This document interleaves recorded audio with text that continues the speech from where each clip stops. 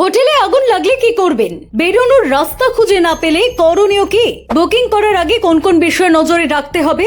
Check in করার সময় রিসেপশনে কি কি জিজ্ঞেস করবেন? হোটেলের কোন কোন জায়গাগুলি চিনে রাখতে হবে? রুম বুকিং করার আগে রিভিউ পড়া কতটা জরুরি? দুর্ঘটনা থেকে বাঁচতে এখনই জেনে নিন সেই সকল টিপস। গত কয়েকদিনেই কলকাতা নিউ মার্কেট আর বীরভূমের তারাপীঠে পরপর দুটি হোটেলে ভয়াবহ আগুন লেগে প্রাণ হারিয়েছেন একাধিক মানুষ। কেউ কেউ ঘুমের মধ্যেই ধোঁয়ায় আটকে পড়েছিলেন, তো কেউ সরু সিঁড়ি আর সংকীর্ণ পথ দিয়ে বেরোতে পারেননি। আর এই ঘটনাগুলি চোখ খুলে দেওয়ার জন্য যথেষ্ট। ফলে বেড়াতে বা কাজে গিয়ে হোটেলে থাকার ক্ষেত্রে এমন সব দুর্ঘটনা এড়াতে কোন কোন বিষয়ে নজর দেওয়া উচিত তাও জেনে রাখা প্রয়োজন। তাই আজকের এই ভিডিওতে বলবো হোটেলে আগুন লাগলে প্রাণ বাঁচাতে কি করবেন আর বুকিং করার সময় কি কি জিনিস আগে থেকে দেখে নেওয়া উচিত। রুমে ঢুকে দরজার পিছনে থাকা ইভাকুয়েশন ম্যাপ দেখে এক্সিট গেট বুঝে নিন এবং কমপক্ষে দুটি বেরোনোর রাস্তা মনে রাখুন। পাশাপাশি সিঁড়ি কোন দিকে, অন্ধকারেও যেন সেটা মনে থাকে। আগুন লাগলে কখনো লিফট ব্যবহার করবেন না, কারণ বিদ্যুৎ চলে গেলে লিফট আটকে যেতে পারে। দরজা খুলে বেরোনোর আগে হাতলে হাত দিয়ে ছুঁয়ে দেখুন। যদি গরম লাগে তাহলে ওই দরজা খুলবেন না, কারণ দরজার অপর প্রান্তে আগুন থাকতে পারে। আগুন লাগলে নিচু হয়ে হাঁটুন, কারণ ধোঁয়া সবসময় ওপরে ওঠে।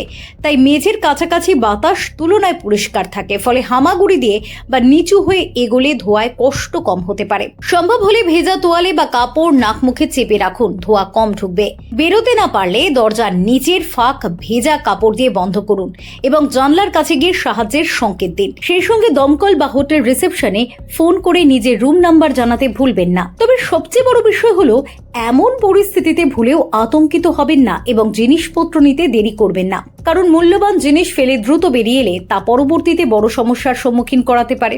এবার বলি হোটেল বুক করার আগে কি কি দেখে নেওয়া উচিত। হোটেলের ফায়ার এনওসি তথা নো অবজেকশন সার্টিফিকেট আছে কিনা রিভিউ বা গুগলে সার্চ করে একটু যাচাই করে নিন। ছবিতে বা রিভিউতে অবশ্যই দেখে নিতে হবে হোটেলের করিডোর ও সিঁড়ি চওড়া কিনা, আর একটাই সরু এক্সিট পথ ছাড়া আর অন্য কোনো রাস্তা রয়েছে কিনা।